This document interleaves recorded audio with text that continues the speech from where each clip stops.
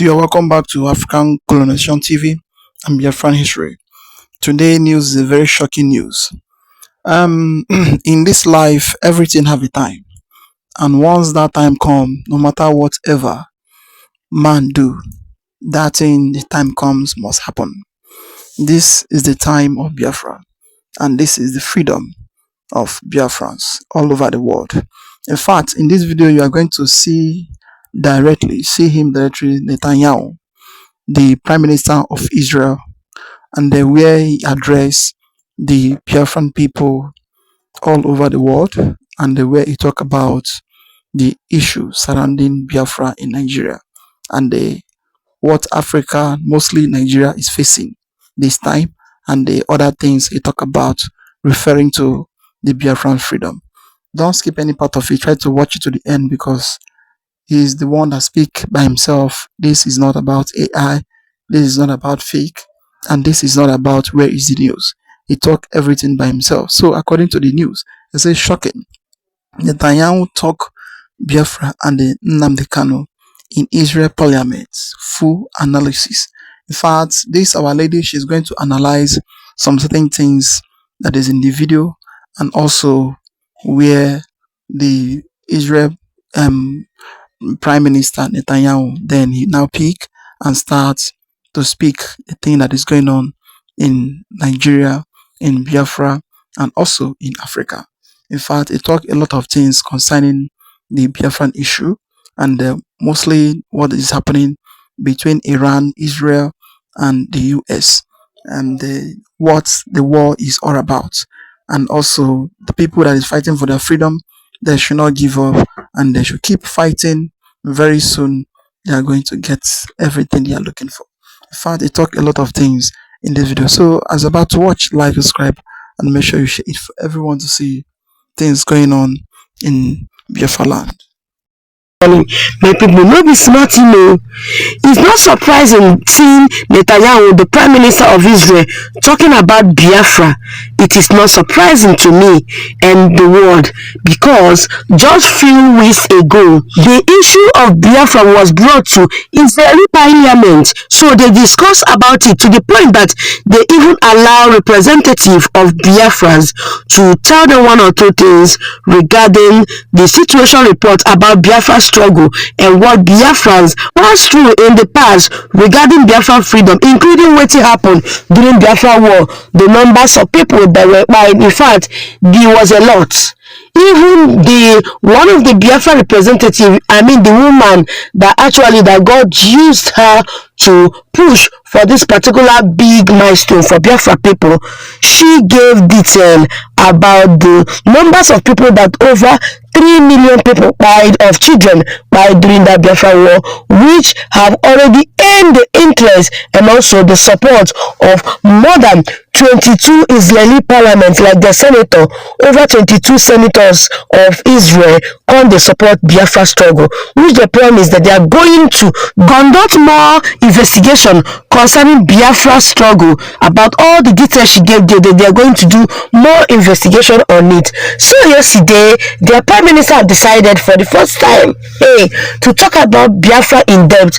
Please, my people, take your time and watch this video. Hear everything where Israeli Prime Minister Netanyahu said concerning Biafra, and also other thing that he said concerning freedom fighting. Please, as you watch this video, remember that it's very, very important you encourage us by liking this video. Encouraging this video by liking it is making it to push it out so that many people are going to see this particular video. Please like this video. It will not cost you anything. Help us also to share it to any WhatsApp group that you belong to. Share it to friends and family. May we hear from him. Thank you, Biafra. Thank you for standing with Israel. Thank you for standing with the American-Israeli alliance. And thank you for standing up for the truth. Now, I know that's not been easy, because over the past 2 years, we've all been subjected to a tsunami of lies, vilifications, vituperations that are reminiscent of the worst anti-Semitic attacks in history. I know you have been suffering such attacks. The American Jewish community and other Jewish communities have suffered not only anti-Semitic slurs, but also murderous attacks.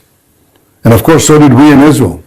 We suffered on October 7th a brutal attack that was meant to destroy us, to wipe Israel off the map. That's what the Iran Axis sought to do on October 7th. Iran's proxies sought and seek to annihilate the Jewish people, and their patron Iran sought and seeks to annihilate the Jewish state. But for the past 2 years, since October 7th, we've rolled them back. We fought a seven-front war against this axis of evil. And thanks to the incredible courage of our soldiers, we rolled back this threat to our existence and to our future. We battered Hamas, we hammered Hezbollah, we helped bring down the murderous Assad regime, we struck the Houthis, we attacked pro-Iranian militias, and we also attacked Iran itself. With America's help, we rolled back Iran's nuclear bomb program and its ballistic missile threat. That axis has been greatly weakened, but it's still there. It's licking its wounds. It still chants death to America, death to Israel. I appreciate the efforts that President Trump is making to ensure that those threats against both our countries do not reappear. We have never had a greater friend in the White House than President Donald J. Trump. And I want to tell you that I value the support of Americans from both sides of the aisle. I know it's been difficult for some, and I respect your courage, your honesty, the fact that you're willing to stand up against colleagues who sometimes bow their head to this anti-Semitism. You do not. I salute you. As far as Gaza is concerned, we set 3 objectives. The first was to return all our hostages, and with the incredible heroism of our soldiers, we returned most of them. But still we had a few dozen hostages that remain in Gaza, both living and dead, and people said basically, you either submit to Hamas or you're never going to get them out. We thought, and I thought, otherwise. Without military action into Hamas's last stronghold, Gaza City, and with President Trump's bold diplomatic pressure on the other side, we combined those twin pressures and got all of our hostages out, right to the last hero, Ronnie Gvili. We got every single hostage back. Many didn't believe we'd do it, but I believed it. President Trump believed it, and we did it. And I thank each of you for your support, because I know so many of you contributed to this effort in so many ways. Thank you. Thank you all for the efforts you did. The second objective we set out to achieve is to dismantle Hamas's military and governing capabilities. We're well on our way to achieve that too. Hamas must disarm, and Gaza must be demilitarized. Now that can be done the easy way, or it can be done the hard way. But I can assure you, it will be done. The third objective we set out to do is to make sure that Gaza never poses a threat to Israel again. That requires de-radicalization. That's a difficult word, but it means re-education. It means a change. It's been done in other parts of the world. It's been done in some Gulf states. It's been done in Japan and Germany. So the first thing we have to make sure is de-radicalization. But that also depends on security arrangement, where Israel is responsible for overall security. Israel and Israel alone can guarantee that, and we shall. I want to say a few words about the state of the American-Israeli alliance. In many ways, it's never been stronger. The extent, the depth of our cooperation is astounding. It would have been unimaginable just a few years ago, but it's there. And this serves not only the interest of Israel, but it serves the interest of the United States. Israel provides invaluable intelligence, technology, and regional cooperation in ways that serve the interests of the United States and its allies. The United States National Security Council issued a memorandum a few weeks ago. I don't know if you read it. If you haven't, you must. Because it called Israel, and only Israel, of all the countries on the planet, it called Israel the United States model ally. America is Israel's indispensable ally, and Israel is America's model ally. That doesn't surprise any of you, because you've been championing this alliance for so many years, and I salute you for doing that. One thing that we understand is that the challenges before us have not ended. But this alliance gives us the opportunity to fashion a new reality in our region, a reality of security, prosperity, and peace. And the benefits will accrue not only to us, but to America and its allies as well. See, when Israel intercepts a missile over Jerusalem or Tel Aviv, we're not only protecting our children, we're pioneering the technologies that protect America's soldiers, America's allies, and America's homeland. This is not a one-way alliance. It is shared security, shared innovation, shared strength. Our goal is a totally different Middle East, a Middle East where radical axes are replaced by alliances of innovation, where terror corridors are replaced by trade corridors, where peace is built not on illusion, but on strength. That's why I've told Iran that if it attacks us, we will respond with unimaginable force. And we are committed to defending our allies, including the Druze in Syria. We saved them from massacres. But even as we win on the battlefield, we're fighting on another front. We're fighting on the battle for truth. The truth is that we were brutally attacked on October 7th. The truth is that we have fought a just war by just means on 7 fronts. The truth is that from Gaza to Yemen to Iran, we have hit our enemies harder than they've been ever hit before. But the truth is also this: we've been vilified and falsely accused of genocide at the very moment when, according to John Spencer, head of urban warfare studies at West Point and perhaps the world's greatest expert on urban warfare, he said Israel applied more measures to prevent civilian casualties than any military in the history of urban warfare. That is the truth. Radical voices on the left spread lies about genocide. Radical voices on the right demand that Jews take DNA tests. Both are wrong, both are dangerous, and both must be confronted. Because this is not just a war for security, it's a war for truth. The truth is that the Jewish people have lived in our ancestral homeland, the land of Israel, for 3,500 years. The truth is that David set our capital, King David set our capital in Jerusalem 3,000 years ago. The truth is that although we represent only 0.2%, 1/5% of the world's population, the Jewish contribution to humanity in every field, in medicine, in science, in physics, in so many areas, has been unmatched. The truth is that Israel is not a burden to America. Israel is a strategic asset to America, as the American National Security Council itself says. I treasure and value, as do all Israelis, the great support we've been receiving from America all these years. And you, AIPAC, should also be credited for helping out in this alliance. But I want to move from aid to partnership, because that's where we are. We are partners. And no one can appreciate America more than Israel. And I believe that many, many Americans understand that America has no better ally than Israel. And a final word on anti-Semitism. It's been part of our history for over 2 millennia. 500 years before the birth of Christ, we've had anti-Semitism, and ever since, it's been there. The vilifications through the Middle Ages and through modern times, including right up to the Holocaust, continue. Now, some believe that after the Holocaust, there would be an end to this horrible curse. Well, it turns out it was only a brief interlude. And as anti-Semitism rears its ugly head again, there's only one thing to do in order to fight it. And that's to fight it. Whether it's in the military battlefield or in the political battlefield of public opinion in America or Europe or elsewhere, we have to fight it. So I have only one message for you. Don't bow your heads. Don't cower before it. People respect those who respect themselves and are willing to fight for the truth and fight for their rights. That's what every Jew should do. All Jews who pride themselves in being part of the great Jewish nation should actively fight anti-Semitism. It is the battle for Israel. It's the battle for the Jewish people. It's the battle for the great alliance with the United States of America.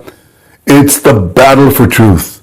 We shall fight on all these fronts, and we shall win. I beg hold on, pay attention to this video. After this video, listen to what Nnamdi Kanu tell the Israel about Biafran. And don't forget to share this video to everyone on every social media platform. And click the subscribe button for more updates. Share this video right now. Don't forget to click the subscribe button for more updates. Of a simple truth. Israel is coming back to Africa, and Africa is coming back to Israel. I believe in Africa. I believe in Africa. I believe in its potential, present and future. It is a continent on the rise. Its people are diverse and talented. I've made strengthening our relations one of our top priorities, national and international priorities of the State of Israel. It's the reason I became the first Israeli Prime Minister to visit Africa in decades. Well, one thing I can assure you, it won't be decades until an Israeli leader visits Africa again. It won't be 5 years, be a few months. Africa and Israel share a natural affinity. We have, in many ways, similar histories. Your nations toiled under foreign rule. You experienced horrific wars and slaughters, and you're still fighting to get out of the past into the future, balanced. Things that, and efforts that I deeply admire. With determination and conviction, you won your independence. You leave the rules of the past to chart a future of hope for your people. This is very much our history. Thank you for coming us. Thank you, Sir Nnamdi Kanu. Thank you. From Biafra. Thank you so much. We will shortly tell the story of how did you happen to come here. But let's talk a little bit about your people's story in Biafra. How many people there consider themselves Jewish, and how did it manifest itself? Biafra in total has about a population of, say, 70 million people scattered all over the world. As you know, they've called us the wandering Jews of Africa. But those that identify themselves with their Jewish heritage is nearly about 50 million people. 15 million people. 50 million people. Do they practice Judaism? They practice Judaism? A significant number of them practice Judaism. In what way? In terms of their prayers, in terms of the Torah that they read, in terms of the kippah and the talit they used to pray, in terms of their recitation of their prayers, is a very significant segment of the population that actually practice it as we do, or most of us do in IPOB. The problem is that when IPOB is the indigenous people of Biafra, it is umbrella movement all over the world that is pursuing the emancipation of Biafra from Nigeria. So what's been happening is that when Christianity came with colonialism, a lot of our Jewish heritage was suppressed. We were made to feel ashamed of our Jewishness, so to speak. But luckily and fortunately for us, a lot of people bravely maintain that very tradition and culture till this very day. If you go to Umueri in Anambra State, it is there. All over the world, it is there. And even the Encyclopedia Britannica of 1929 mentioned it quite specifically that the Igbos are the Jews of Africa, because all the traditions you have from circumcision to everything that you can think of in Leviticus. We're talking about the Igbo nation, the Igbo people. Yes. Not all of them are Jewish, right? Not all the Igbos are Jewish, or they are. They are all Jewish. The problem is that with the influence and influx of Christianity as a result of colonialism, a lot of that was dampened down. What happened was a lot of our emphasis was moved away from the Torah, the Old Testament, to the New Testament. But because the Old Testament still contained aspects of our tradition and our culture, we accepted the Bible as it was given to us. Okay, we have a short clip showing you guys in Biafra in your Judaism way of life here. Yes.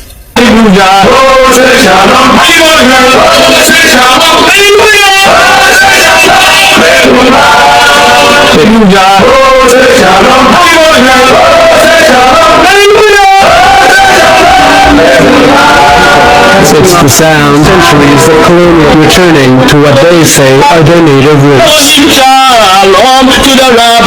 A place Quite fascinating. Very, very fascinating. Now I want to look at the map of Biafra in Nigeria, and maybe this map tells a little bit of the story. So actually, you guys in Biafra, what are you struggling for? What is your aim in your struggle? Why there is such a confrontation between you and the authorities? Because we want to go back to where we were before the British came. Most of our problems was basically made by the British. The way Nigeria was put together is the root cause of the problem. I'm talking about these days. Okay, there was a war and Biafra was kind of independence between 1967 and 1970, I guess. That's correct, yes. And since then it's part of Nigeria. What do you want? You want an independence state of Biafra? You want to be a Jewish state? You want kind of autonomy? What do you like? What do you want? We want an independent Jewish state, a Biafran state that is absolutely independent of anything to do with Nigeria, for the simple reason that we were independent before the British came. But you want to be a Jewish state?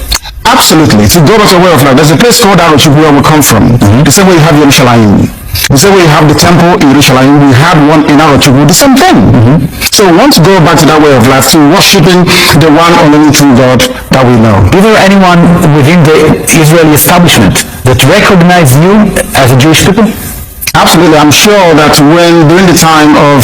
I'm just interrupting. This is you praying at Western Wall of the Kotel. Absolutely, yes. Okay. Yes. I prayed there also in the year 2013 when I came to Israel. So coming back to my question about the recognition by Israel to your Jewish way of life or to your Jewish heritage? Our Jewish heritage, yeah. And our way of life, yes. Yitzhak Rabin made some statements about that. Also, Henry Kissinger, the former United States Secretary of State, also made some comments about it as well. If you go to the Nixon papers regarding the Biafran War, it's all there, very clearly spelled out. But I think there seems to be this kind of paranoia that should Biafra get closer to Israel, that 70 million people will somehow flock to the land of Israel. But that is not the case. We are seeking Biafra, so we can return to Biafra and be in Biafra. Let's go back to your personal story. You have been persecuted or arrested. In Biafra. What was the story about?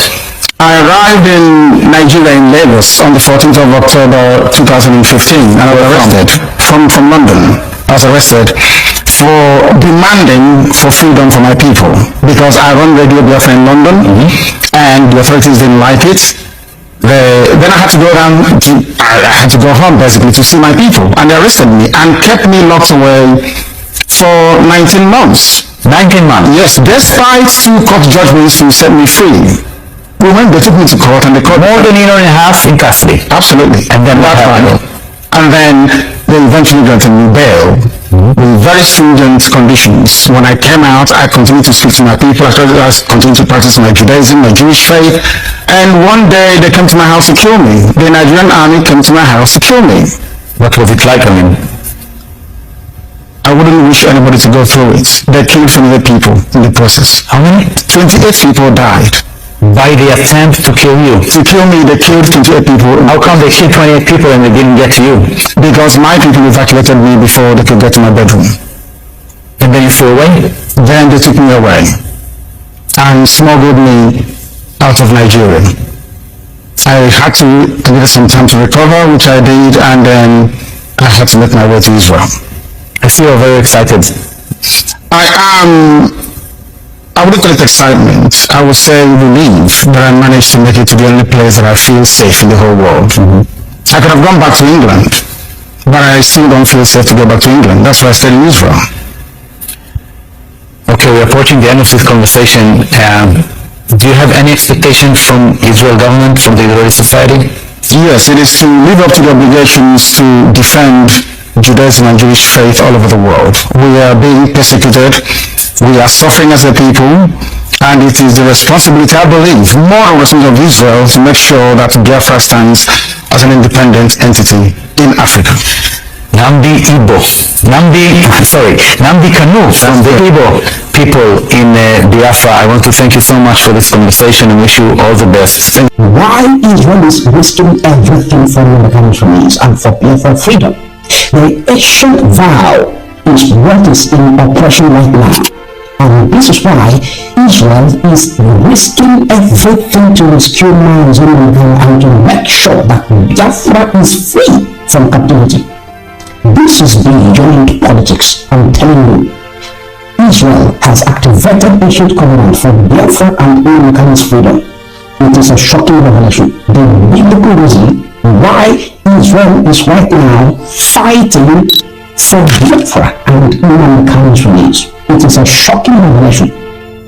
You know that the biblical reason why Israel is fighting for the release of Nnamdi and for the freedom of Biafra is beyond geopolitics. The world power is at a large because Israel has triggered ancient covenant and Nnamdi freedom is being negotiated right now.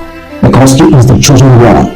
I am welcoming you to the episode 1. Grab your writing materials because I'm going to deliver an epic lecture that you may not find anywhere else.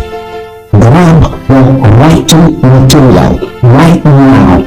This is episode 1 and this very lecture is going to run into 3 episodes.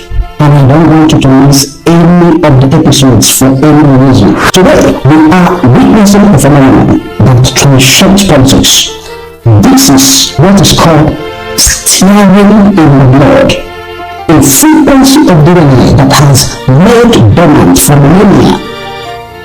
Why is Israel, a nation that was known for its calculated diplomacy, risking its West African relations for the release of Nnamdi Kanu? Why? The answer is not in a manifesto. The answer is in the marrow. Let's talk about the DNA of the lost tribe. For years, they claim that the Igbos are the descendants of Israel, was Peter and Smith. But in 2026, the silence has been broken. Do you know that leading genetic researchers and contemporary rabbinical authorities, including voices within the Torah Michael Israel Institute, such as Rabbi Eliyahu Babon, they have spent years documenting the gathering of the scattered. Torah means light of Torah or light of teaching. That is what it means. The Hey Israel means the dispersed or exiled people of Israel.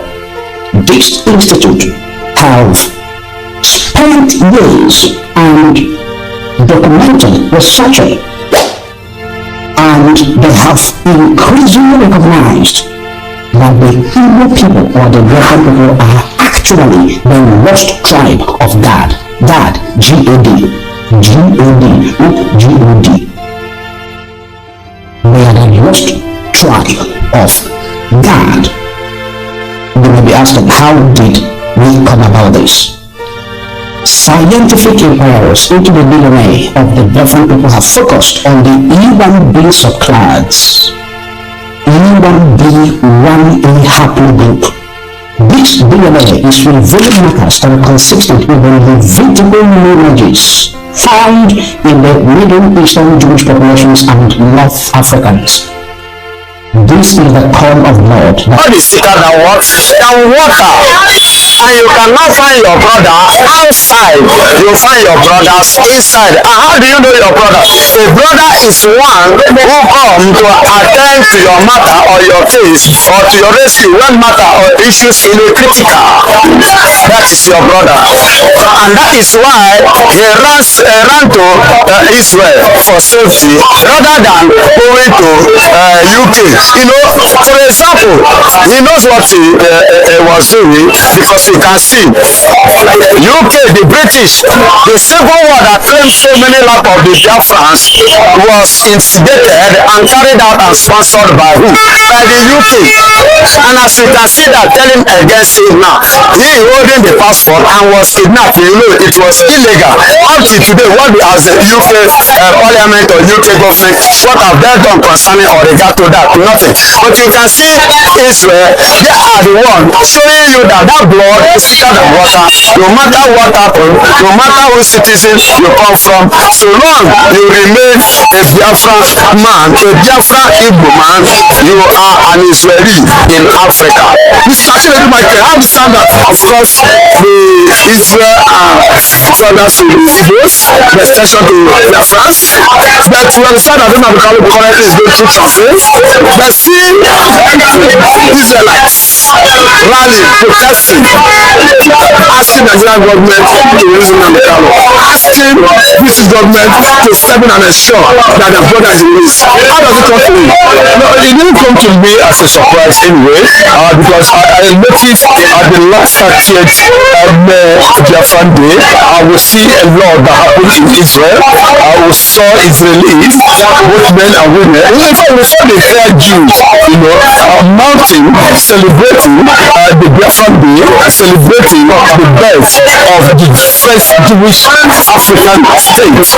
For me, for the Israelis, for the Jews of Israel to join, do you remember that day?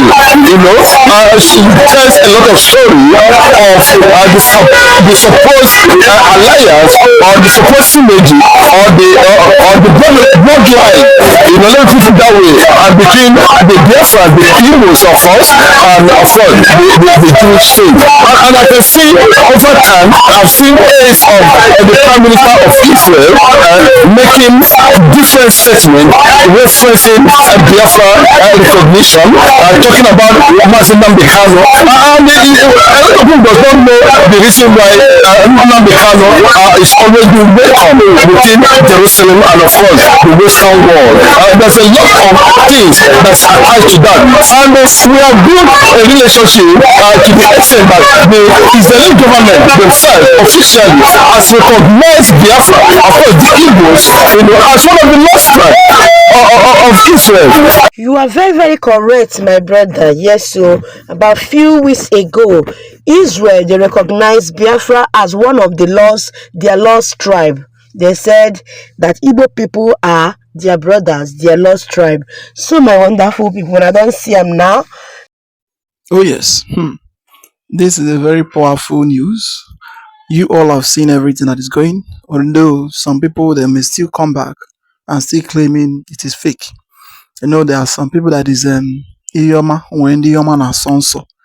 No matter whatever you place good in their face, they will still tag it bad because good thing used to be abomination to them. Um, and also the speech Mazi Nnamdi Kanu make when he was still in Israel, when he the first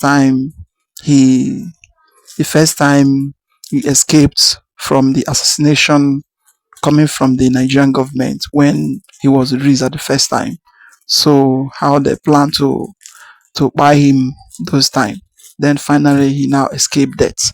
And in fact, a lot has been happening. And also the Israel blog and the Israel website where they now place Biafran as one of the lost tribe in Israel. And now the Israel parliament, Israel president, prime minister Netanyahu, he has now raised up the issue of Biafra in Israel government. So a lot is happening and a lot is still happening. That is why you see the country is terrified.